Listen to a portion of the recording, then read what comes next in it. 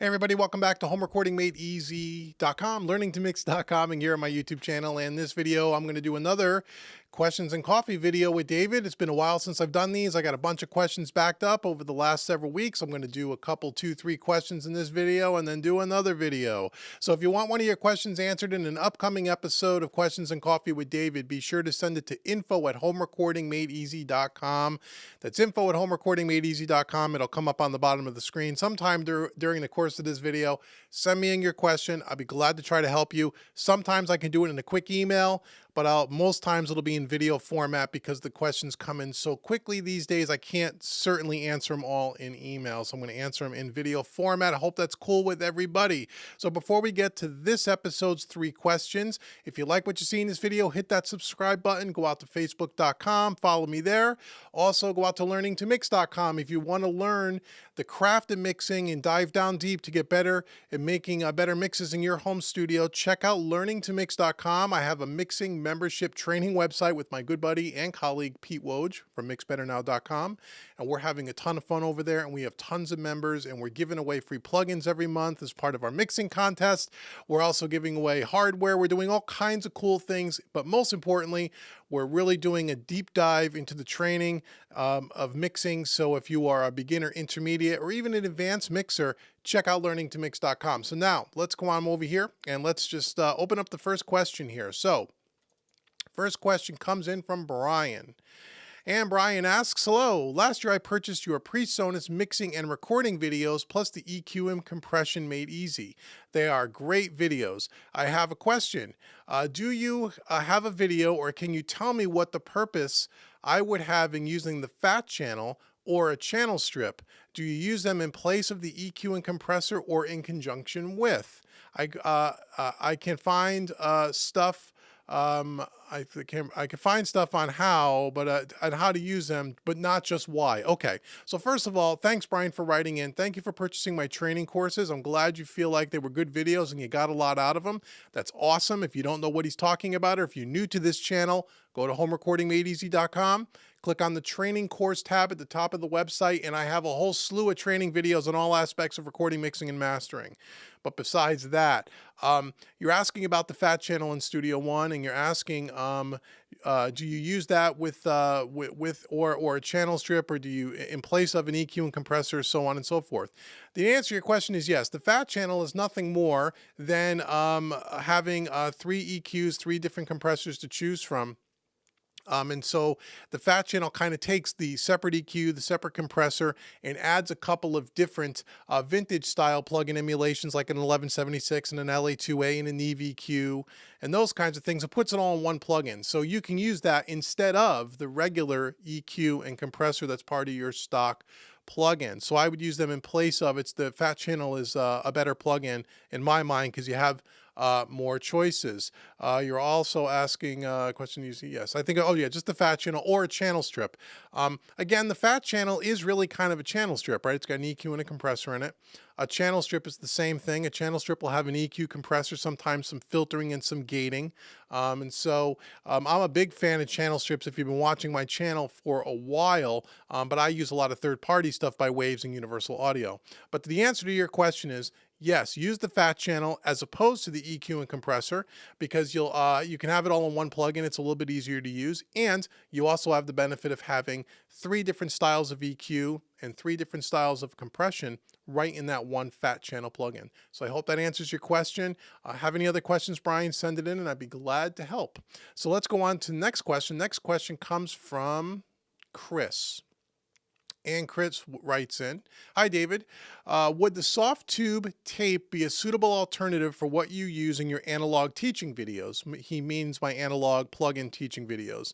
I was thinking that this in combination with the fat channel, the CTC-1 that he just purchased, stock plugin for parallel compression and reverb. Basically, I'm asking if the soft tube tape would make much difference, i.e. worth buying on my limited budget. It's mainly 60s and 70s music we record, though I do like the stems you have used, good musicians. He's talking about one of my training courses. Here, they're doing covers of the Eagles at the moment and currently On the Border, which is vastly different from the norm. I watch your YouTube videos on the Fat Channel and Soft Tube Tape. All excellent pointers, Chris. Well, Chris, thanks for writing in. Thank you for checking out my channel and checking out my courses. Basically, you want to know the CTC1 is the console emulation from the PreSonus stock plugin collection. Using that with the Soft Tube Tape. Is that a good alternative? Well, yes, the Soft Tube Tape is a fantastic plugin, first and foremost. Regardless of what tape machines you see me use in some of my training videos, I've used that one. It's a great tape machine. I highly recommend it. That in combination with the CTC one would really give you all the analog kind of vibe and color that you'll need as far as using the stock plugins in the PreSonus collection. So I would say if you just want to use the CTC-1 and you don't want to purchase for budget reasons the Soft Tube Tape right now, that's totally fine. But just keep in mind they're two different plugins. The CTC-1 is really of a console emulation. The tape is a tape machine. So using them together is going to give you the best results. So I hope that answers your question. If you have any more questions or want me to expand on that more, hit me up with an email and I'll try to help you. And again, thanks so much for checking out my channel and supporting my videos. Excuse me. So now let's head on over to the last question for this series. This comes in from Steve. And before we get to Steve, I'm going to take a sip of water. Okay, Steve writes in this course, Learning Studio One that you offer for purchase on your website, is that different from the 17 beginner videos you have on YouTube?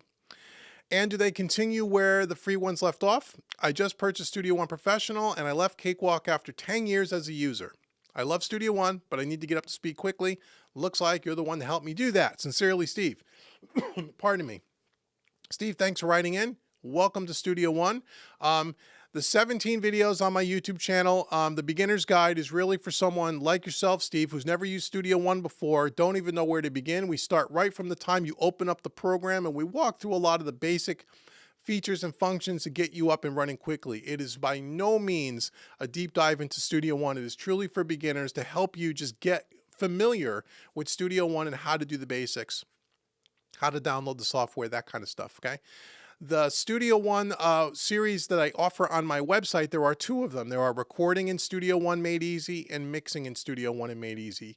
That you've kind of mentioned it here. Yes, that kind of picks up where the stuff on YouTube leaves off. The YouTube videos really just get you started, get you kind of acquainted.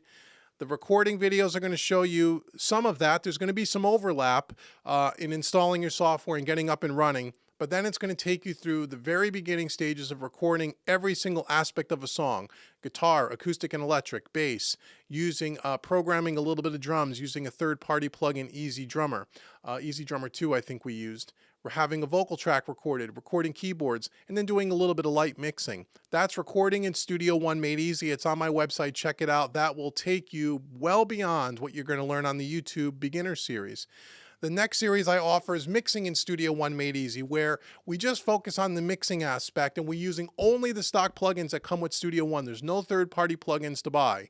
So Mixing in Studio One made easy will help you take a mix from beginning to end, and all the different ways we use EQ and compression and some of the saturation plugins and all the things that PreSonus has to offer in their stock plugin collection, okay? That's Mixing in Studio One.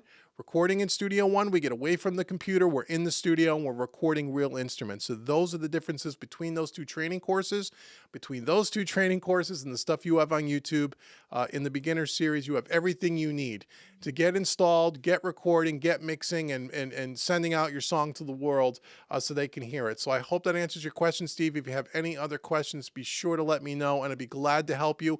Or if you have any questions about any of my other training courses, hit me up with an email, and I'll guide you to make sure that you're getting the right course for your particular training needs. So that is it for this episode of Questions and Coffee with David. Once again, go out to homerecordingmadeeasy.com as well as learningtomix.com.